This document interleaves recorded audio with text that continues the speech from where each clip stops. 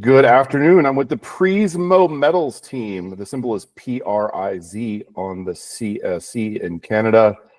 And Prismo is focused on the great copper mining state in the US, Arizona. And they've just had some big news, including property acquisitions, closed a small financing. And it looks like things are really accelerating here in 2025. So we're going to learn what's going on from the team. How are you guys doing? Really well, really well. Thanks for having us, Robert. All right, so we'll start with you, Ellen, the CEO. Tell us about Silver King and what's new at Prismo. Yes. So what's new at Prismo? Maybe I'll start with the two projects that your audience would be most familiar with. So Palos Verdes, our silver prospect in Mexico, which is our property that is surrounded on three sides by Vizsla Silver. Vizsla is our largest shareholder. Again, they had a news release today indicating their areas of priority for exploration, including the northeast of the Panuco district, so where we're located, and again, use our property name there, so and our corporate name. So we're I think for this project, we'll wait until our partner Vizsla gets to this part of the district to further advance it. Did some discovery holes back in 2022, 2023. And then Hot Breccia, the copper project in Arizona. We've announced and talked about changing strategy from raising the money to drill it ourselves to talking to majors. Majors been on site. Majors want to come back on site. So we'll continue to have these discussions with potential partners to advance it. And as you mentioned, we optioned two historic high-grade silver mines, Silver King and Ripsey, on July 4th, raised some money. There's great interest for more financings. And Craig's team is going to be on site or in the area tonight, and I'll be starting to explore here in the next few days. Okay, that's a good broad overview. Thank you, Alan. So let's get into Silver King, because I think this is the project that people are most excited about right now here in summer 2025. What I understand about Silver King is that this is a special location near Resolution. So this is like the biggest copper deposit in the US. It's certainly the highest grade one, owned by the two largest mining companies in the world, right in the heart of the Arizona copper belt. I mean, really couldn't get a better location for a project than Silver King. How was this available to Prismo, and who held it previously? So look at it this way. So Resolution is sort of the donut, and the hole in the middle is us. We're the only junior with a land position in the area, totally surrounded by BHP and Resolution and their joint venture, Resolution Copper. This project has been held by the Dean family for a very, very long time, since the 90s. We had looked previously at this project a few years back. Craig's been on site a few times, taken samples, done a lot of work, and we thought about taking it on in 2022, then 2023, but we opted to go after Hot Breccia, and the project remained available. And then when we started to engage with majors on Hot Breccia and put our efforts in that direction, we said that we've got bandwidth for another project, and Craig checked with the Dean family, was still available, and we optioned it. Okay, very good. So the two largest mining companies have a JV all around you, and they basically have, like an unlimited bankroll in theory. Why didn't they get this ground?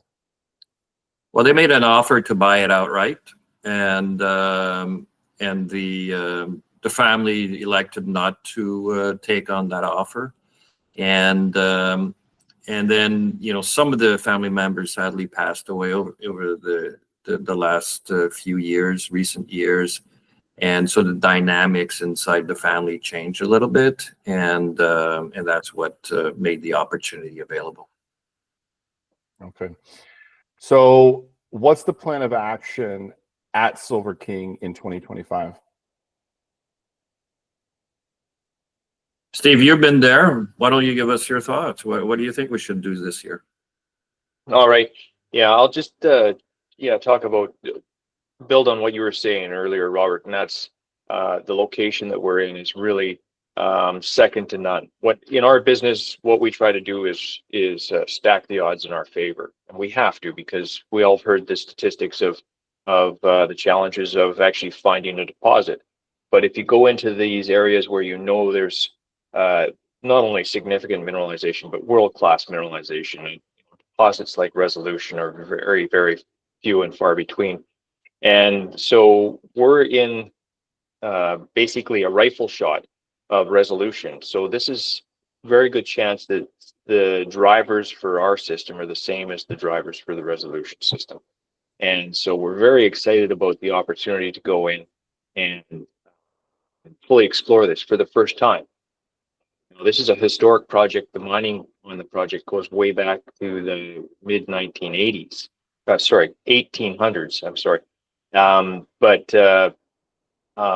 there really hasn't been any exploration. It's only been mining in the history of the project. And I think there's only 3 diamond drill holes on the project in its entirety.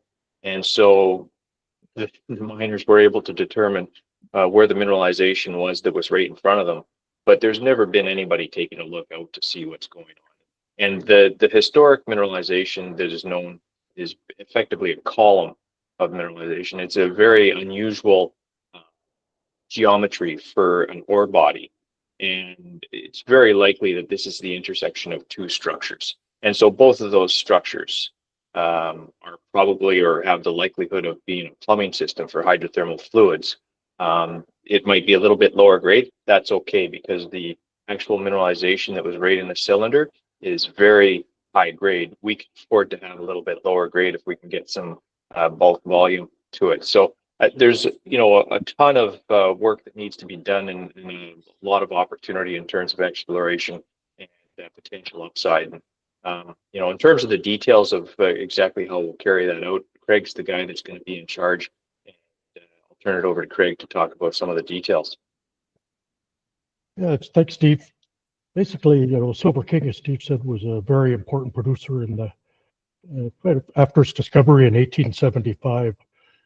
Produced 6 million ounces of ore from very high grade rock. And they were talking starting off at 60 ounces per ton.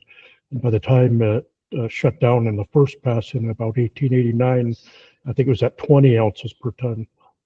So they had mined, as Steve said, this cylindrical shaped body.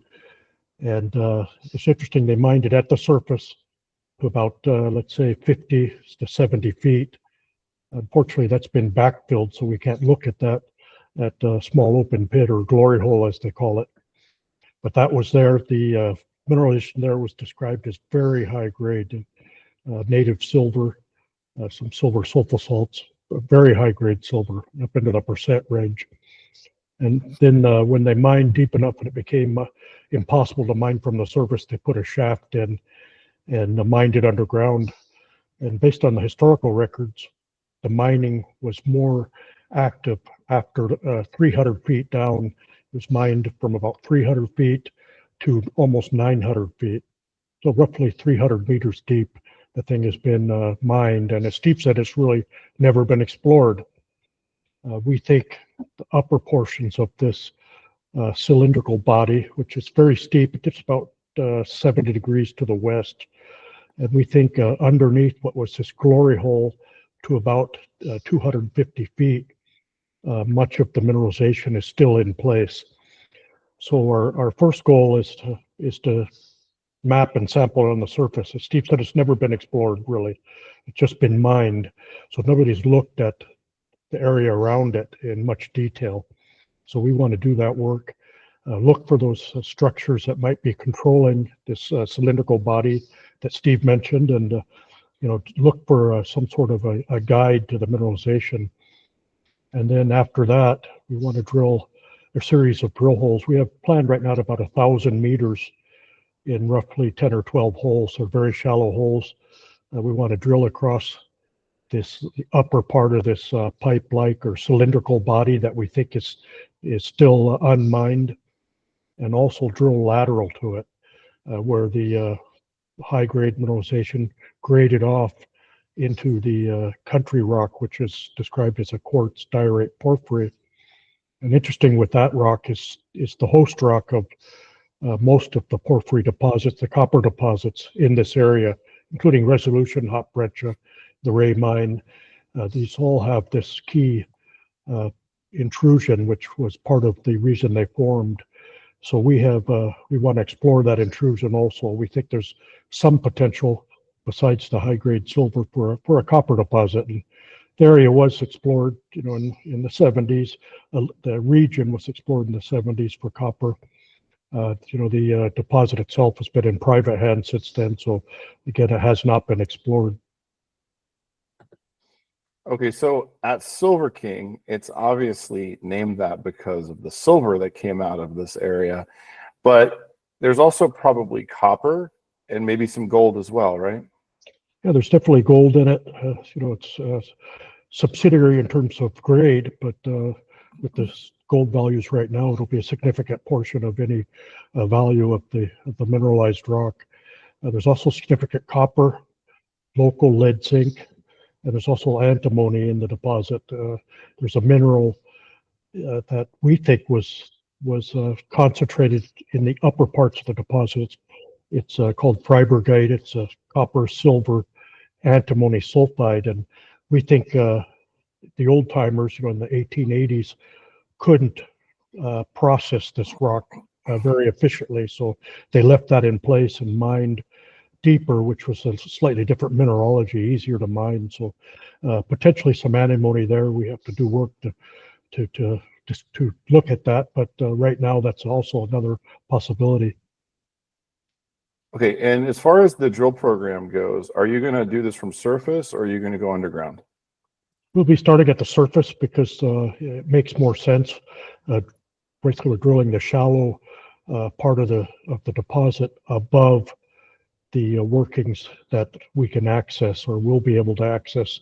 The Dean family in the late 90s to early 2000 or so dewatered and refurbished the old main shaft there. They called the engine shaft, and they dewatered it and repaired it to the 250-foot level. So they had it open, the 114 and the 250-foot level. And we'd like to get access to that and see what the mineralization was, because as we said, this has been mined, no real exploration. You can't really see what the mineralization was right now because that glory hole was backfilled. So we want to get underground and look at this. But right now, really, the exploration has to be at shallower levels. It'll be above those workings, and makes much more sense to do it from the surface. But in theory, this pipe-like body could extend very deep, right? Yes, we don't know the depth. It was mined to about 900 feet. They stopped at some point. We don't know if it because the grade dropped. It was faulted away. There's reference to both of those possibilities in records from the 1920s, but nobody really knew, and we don't really know right now. It was briefly mined in the 1920s. They actually put in a new shaft to about 600 feet, but that shaft is now caved in. So there was a little bit of work done. We think they were kind of looking at the upper levels of the deposit again, so they didn't extend the shaft to depth, but they didn't produce much then, so we still think that mineralization's in place. Okay. And then the last question about Silver King, I think, and, maybe you can tell us a little bit about the timing of the start of drilling, but what's the access like? So how far are you from the highway? How hard is it to get onto the project? And if these two mining giants start to build a massive mine right next door, is that going to be a problem for you? Well, it's the access road is about 6 miles long from the paved highway between Phoenix and Superior, which is the nearest town. The infrastructure for Resolution actually is kind of south and west of the Silver King mine. Access is very good, road access right to the shaft, of course, and several other small roads on the property. So we think in that sense, drill permitting would be relatively straightforward because we don't really have to do any surface, new surface disturbance there. Our goal right now is to conduct a couple months of exploration at the surface and then look at drilling it after that at some point. Not exactly sure if that'll be late this year or early next year. Is the drill permitting at the county level because it's private land, or is it at the federal level? Well, it's at federal level because it's Forest Service control. Only part of it's private there. Part of it's actually, regular claims. So, and it's, it's within the Tonto National Forest. So we have a meeting set up with them later this week to discuss the permitting and issues that we may have to confront there. We don't think it's going to be very complicated, but we'll have a better handle on that this week. And certainly Trump 2.0 is probably a major positive in terms of the permitting with the Forest Service, correct? Yeah, it's already seen some news in the AEMA, which is the American Mining and Exploration Association, announced something about the permitting, and the Forest Service will now accept the type of permitting we did at Hot Breccia with the BLM, which is basically a notice of intent. If your surface disturbance is smaller than a certain acreage, and also if there's no special plants or anything, and that's going to be damaged. And again, this is an old mine, historic mining. The whole thing's been, at least where we're planning on starting our drilling, has been, disturbed. There's mining operations and heavy equipment moving through there. So we don't think there's going to be much problem getting at least this first phase of drilling done. Robert, on the question of the location, maybe I'll say, so the Silver King is just outside the town of Superior. The town of Superior is 55-minute drive on major roads straight east of Phoenix International Airport. And there's good access roads. I could go on the property with my Jeep Cherokee. I mean, it's that good shape and that close to Superior. And the heart of Silver King project is 3K from the main shaft of Resolution Copper. 3,000 meters. Wow. Okay. Yeah. That's really close. Yep. Wow. I didn't realize it was that close. Oh yeah. Okay. All right. Yeah. Okay. You guys also acquired another project in the Arizona Copper Belt, actually closer to Hot Breccia. Tell us about that one. Yeah, that's the Ripsey mine. That's another historic producer. In this case, it was mainly gold and copper. We don't have quite as much historical records on there. There was production in the late 1800s or 1900s, mainly just prospecting, and a small amount of production in the 40s, just before World War II, I think. And the production there is not nearly as great. There's probably a few tens of thousands of tons were produced by the owner at that time. But in this case, we can get in underground in shallow workings and look at the mineralization. It's an east-west striking vein that tips moderately to steeply to the south. So we've got it traced in workings over about 400 meters along strike. Extends a little bit farther in both directions. But we've taken samples up to 15 grams per ton gold over, I think, a half a meter. And we've just taken a few samples to test the mineralization there. We've had up to several percent copper.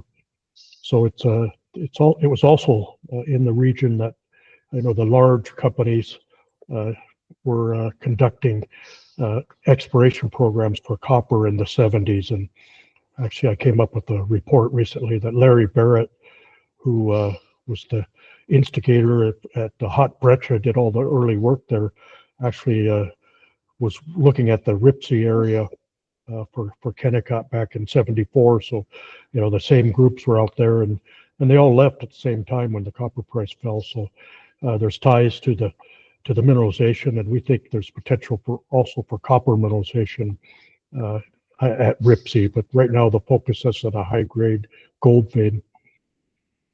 Yeah, it's really interesting that you mentioned that, history with Kennecott, because a lot of people don't understand, like, there was a lot of exploration done in the U.S. in the 70s when copper was doing well, gold and silver were going up like 20x during that decade. And then everything kind of went dormant for the next 40 years. Yeah, so finding that data from the 70s and having access to some of those Kennecott files can actually be super valuable. It's not easy to get all that data now. Obviously, it's controlled by Rio Tinto, but yeah. So speaking of Rio Tinto, what about Hot Breccia? This was why I bought Prismo shares in the first place, and I actually went to the project and stood there and was excited about where you guys were going to drill. So what's going on at Hot Breccia? Steve, you want to take that one? Sure. Well, I share your enthusiasm for Hot Breccia, Robert. It's an absolutely fantastic project. It's one of the most prospective copper plays I've ever seen in my career. And, it has so many similarities with Resolution, I think, that it's too difficult to ignore. The big advantage that Hot Breccia has is our perspective horizon starts 400 meters below surface, as opposed to the 1,200 meters below surface for Resolution. So it's really fantastic opportunity. As Elaine had said in the introduction, we have been entertaining the idea of bringing other partners in to spend their money to do the exploration. The deep exploration is costly, and so good to take on a partner that wants to share the risk. And of course, the other side of that is they share the rewards when we find something. But we'll cross that bridge when we come to it. But right now, what we want to do is get ourselves in a position where we're going to be able to drill the property. And Robert, I think it's important for your viewers to know I like to say it's bringing on Silver King and Ripsey is not a change of direction for us. It's really adding something to the mix. It remains a high corporate priority item to drill Hot Breccia one way or another to advance it. What's been the sticking point on Hot Breccia? It seemed like this was going to get financed and drilled last year. I'm just kind of curious, what have been the challenges? Yeah, the main challenge is the first challenge is the quantum, right? So you need $3.5 million, or I would say, or none, right? So it's 5,000 meters of drilling over, let's say, 4 holes, 5 holes. These are deep holes. And so if we're going to mobilize and give it a good go at it, we at least need 5,000 meters. We thought about scaling it back, and what are the odds of success if you scale back, and and then you gotta do some work on the access road. You've been there, Robert. You can take people there all day long, but it's it's a rough ride. So there's some initial work that has to be done. So we remain committed to the full amount for 5,000 meters or not. And then when we thought we had the financing lined up was the end of the year. Our stock slipped under the price of the proposed offering, and then it was Christmas. And at that point, we decided to add a path to the main objective, which is to drill it, and that was to meet with majors. And Steve and I were at PDAC, pretty much met all of them, signed a bunch of NDAs. Some of them have been on property, some want to come back to the property. It is also our hope, Robert, that we'll have some success at Silver King. I think our company and our stock is going to be back in front of investors with a lot of enthusiasm, like it was last year. And I can assure you, if and when the financing window reopens for us drilling Hot Breccia, we'll absolutely make that move and raise the money ourselves if that becomes available. You have the permits to drill, right? Yes. Okay. You Yes, have sir. the permits to drill Hot Breccia, and those are in good standing for how long? It's August 26th. Okay. Does the $6 copper price and the Trump 2.0 copper tariffs factor into the equation in terms of perhaps increasing the probability that this is going to get drilled in the next year? I could give the sort of the micro answer to that, but Steve, why don't you give the macro perspective, right? I think it's an important question, right? And the favorable administration that we have now in the U.S. for these types of projects. Yeah, I think there's a lot of indicators out there that this is a very supportive administration to mining and exploration. We haven't seen any of our neighbors, our peers, have any hiccups in the last 6 months. Certainly, it seems to be all signs are go, and we certainly want to be able to take advantage of that and get out and drill the property while we have such a favorable environment. And then once we have the momentum going, we'll continue. And from a market perspective, Robert, I think what the two items you mentioned are, it's playing out there. I feel people are re-energized in terms of their interest for copper projects, and I mean $6 copper would be great. I think you probably wrote the most, for me anyways, most fascinating complete update on resolution, I think a few weeks ago. And I think that a lot of people are going to refocus on copper when everything's permitted, and then resolution copper starts being into the news, and then when they start advancing their projects. So we think that the macro environment's favorable to us. I think that we'll be generating some good news with Silver King. I think it's going to be important news. We've got some tremendous exploration targets, and combine those two, and we remain committed to advancing Hot Breccia one way or another. I really like the strategy of assembling as many properties in the Arizona Copper Belt as possible. That seems to be what's going on right now at Prismo. With a little luck at Silver King, maybe you'll acquire some more in the next year or so.